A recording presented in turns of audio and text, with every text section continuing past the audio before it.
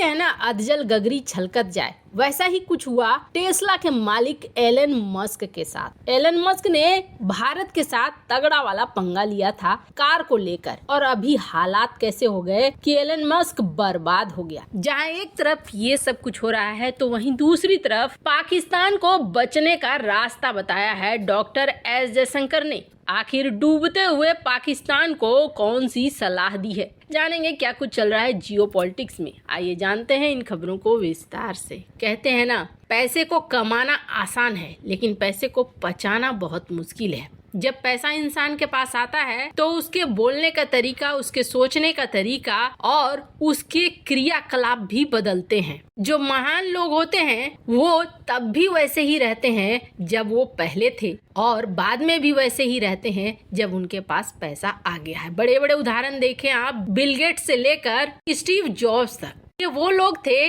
जो हल्के नहीं बल्कि काफी भारी लोग हैं। पर एलन मस्क में बदलाव बहुत जल्द देखने को मिलता है। उनके कई ऐसे ट्वीट, कई ऐसे काम काज हैं, वो दिखते हैं ऐसे कि जैसे एलन मस्क अपुनिच भगवान है, ऐसा समझने लगे हो। एक समय ऐसा आया था जब भारत में कार निर्माण की बात चली थी और भारतीय यूजर ने पूछ लिया था एलन मस्क से कि आप भारत में कब इलेक्ट्रिक कारों का निर्माण करेंगे। तब टेस्ला की कंपनी के मालिक ने ये कहा था, उस देश में हम अपना प्लांट नहीं लगाएंगे जो देश हमारे अनुसार नहीं चलेगा। मतलब साफ था कि तुम्हारे यहाँ हमारा प्लांट नहीं लगेगा। पर इस घमंड और अहंकार में चूर एलन मस्क का इस वक्त तो दिवाला निकला हुआ है। एलन मस्क की स्थिति बहुत ही ज्यादा खराब है।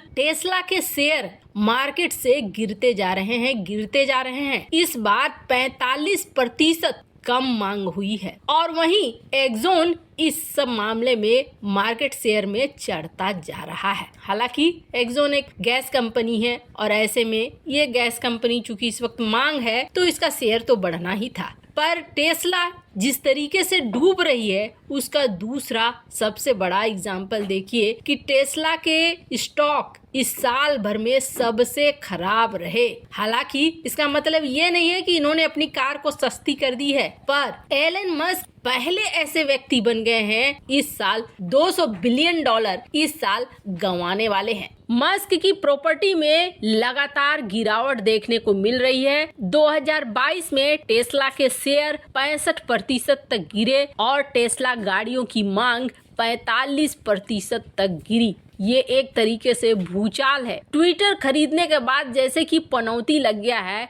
टेस्ला के एलन मस्क पर। हालांकि हर चीज का अगर उदय होता है तो अंत भी होता है। ऐसा लग रहा है कि अब एलन मस्क के अंत का समय आ गया है और ये चीजें दिखनी शुरू हुई हैं। और इसके विपरीत भारत में ना खूब बिकी हैं इस महंगे दौर में भी गाड़ियां, और महंगी गाड़ियां ज्यादा बिकी हैं। ऐसे में आप समझ लीजिए कि टेस्ला के लिए ये कितनी बड़ी मूर्खता थी। टेस्ला को एक बड़ा मार्केट मिल रहा था, इस इंडियन मार्केट में वो जम सकता था और कारों की बिक्री को कर सकता था, लेकिन टेस्ला ने ये मौका गंवाया। टेस्ला ने जहां ये मौका गंवाया तो वहीं भारतीय कंपनियां टाटा वगैरह इस क्षेत्र में आगे आई और अब टाटा भी इलेक्ट्रिक कार ला रही है।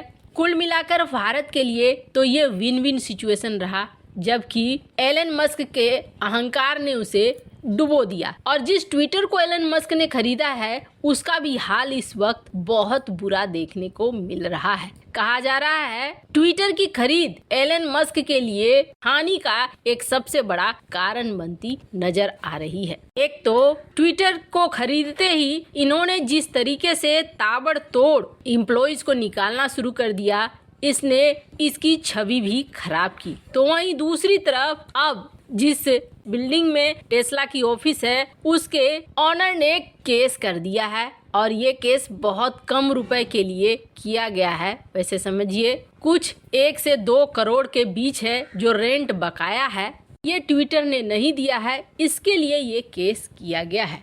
वैसे बुरे दौर शुरू हो चुके हैं एलन मस्क के। जहां एक तरफ ये सब कुछ हो रहा है तो वहीं दूसरी तरफ पड़ोसी पाकिस्तान का भी हाल बेहद बुरा है। पाकिस्तान डिफॉल्ट हो जाएगा और ये चीज अब इमरान खान खुद भी कह रहा है। नए साल पर इमरान खान ने बड़ी चेतावनी दी है और कहा है कि देखो हमारा विदेशी मुद्रा भंडार धीरे धीरे सिकुड़ रहा है और जो आर्थिक नीति शहबाज शरीफ सरकार जो ला रही है ना, ये कुछ भी नहीं है, एकदम बकवास है। अगर IMF ने हमें लोन नहीं दिया तो समझ लो कि हम डिफॉल्ट होने से बच नहीं सकते हैं और डिफॉल्ट होना पूरी तरीके से तय है। हालांकि इमरान खान इन सारी चीजों के लिए दोष दे रहा है शहबाज शरीफ सरकार को, लेकिन जो असली प्रॉब्लम है वो असली प्रॉब्लम अभी भी बनी हुई है। वैसे आपको बता दें 2015 में जब इमरान खान आया था तब उसने कहा था कि मैं भीख मांगने से मर जाना बेहतर समझूंगा, और समस्या ये हुई कि वो भी भीख मांगने के लिए कटोरा लेकर दुनिया भर में निकला था। बिलावल भुट्टो भी इस वक्त दुनिया भर में निकल रहा है कटोरा लेकर, लेकिन इस कमकल को पता नहीं है बोलना कैसे है, बात कैसे करना है। सबसे पहले अमेरिका में झटका मिला, घंटों इंतजार करता रहा बिलावल भुट्टो, लेकिन अमेरिका के विदेश मंत्री उससे मिलने नहीं आए। 7 दिनों तक बैठे रहा बिलावल भुट्टो, लेकिन कोई परिणाम नहीं निकला। ये एक मौका था जब IMF पर अमेरिका की तरफ से दबाव डलवा सकता था बिलावल भुट्टो, लेकिन ये मौका भी खो दिया पाकिस्तान ने। खैर, ये मौका खोने के पीछे कहीं न कहीं भारतीय PM पर जो टिप्पणी की थी बिलावल भुट्टो ने, वो टिप्पणी ही कारण बनी। पर इन सब के बीच में सिर्फ इतना ही नहीं हो रहा है, बल्कि TTP अब लगातार हमले भी बढ़ा रही है। बलूचिस्तान भी वही काम कर रहा है और अब तो पैरेलल गवर्नमेंट की घोषणा भी हो गई है। इन सब के बावजूद डॉक्टर S जयशंकर ने एक साफ संदेश दिया है और बताया है कि बचने का तरीका क्या है। डॉक्टर S जयशंकर इस समय दुनिया भर के देशों के भ्रमण पर निकले हुए हैं और अपनी विदेश नीति को मजबूत कर रहे हैं। सबके बीच उन्होंने एक बयान दिया है और इस बयान में उन्होंने कहा है कि पाकिस्तान को अगर सब कुछ सामान्य करना है और सही तरीके से चलना है तो पाकिस्तान को पहले आतंकवाद को बढ़ावा देना बंद करना होगा। वैसे डॉक्टर S जयशंकर ने सही कहा कि अगर आतंकवाद पर एक तरह से काम करोगे तभी तुम भी बच पाओगे। ये नहीं कि हमारे लिए तुम्हारे वही आतंकी सिपाही बन जाए और तुम्हारे लिए वो आतंकी बन जाए। खुद पर बीते तो आतंकवाद और जब दूसरे पर बीते तो ये तो आज़ादी का आंदोलन, ऐसा नहीं चलेगा।